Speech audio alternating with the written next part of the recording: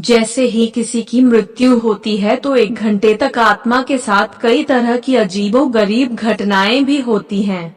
इन घटनाओं से आत्मा बेचैन और घबराहट से अचेत हो जाती है। गरुड़ पुराण में विस्तार पूर्वक बताया गया है कि मृत्यु के बाद 1 घंटे तक आत्मा के साथ क्या क्या घटित होता है। जब किसी की मृत्यु होती है तो मृत्यु के बाद 1 घंटे तक होती है ये 7 घटनाएं। अचेत अवस्था, मृत्यु के बाद जब आत्मा शरीर से निकलती है तो कुछ समय के लिए अचेत अवस्था में रहती है। यह कुछ इस तरह का अनुभव होता है जैसे कोई मनुष्य बहुत परिश्रम करने के बाद खुद को थका थका सा या गहरी नींद में महसूस करता है, लेकिन कुछ समय बाद फिर से सचेत हो जाती है।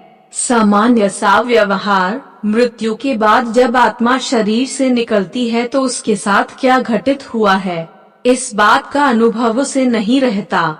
इसलिए जब आत्मा शरीर से बाहर आ जाती है तो उसके बाद भी वह पहले की तरह ही सामान्य व्यवहार करती है। बेचैनी और घबराहट, आत्मा को तब बेचैनी और घबराहट होने लगती है जब वह अपने परिजनों को पुकारती है, उनसे कुछ कहना चाहती है लेकिन कोई उसे देख या सुन नहीं पाता। उसकी आवाज बस उसी तक ही रहती है। ऐसे में आत्मा घबरा जाती है। ऐसा इसलिए होता है क्योंकि व्यक्ति केवल भौतिक चीजों को ही देख पाता और महसूस कर पाता है। सांसारिक माया, आत्मा को शरीर त्यागने में दुख होता है, इसलिए वह अपने सगे संबंधियों से मिलने और बात करने की कोशिश करती है, लेकिन उसकी कोशिश नाकाम होती है। ऐसा इसलिए होता है क्योंकि आत्मा भी सांसारिक मोह माया के जाल में फंसकर शरीर को छोड़ने में दुखी हो जाती है। शरीर में जाने का प्रयास, आत्मा कई सालों तक जिस शरीर में रहती है वह फिर से उसी शरीर में प्रवेश करने का प्रयास करती है, लेकिन यमराज के दूत उसे शरीर में प्रवेश करने से रोकते हैं। शुरुआत में उसके लिए यह मुश्किल होता है, लेकिन धीरे धीरे आत्मा भी यह स्वीकार कर लेती है कि शरीर से बिछड़ने का समय आ गया है।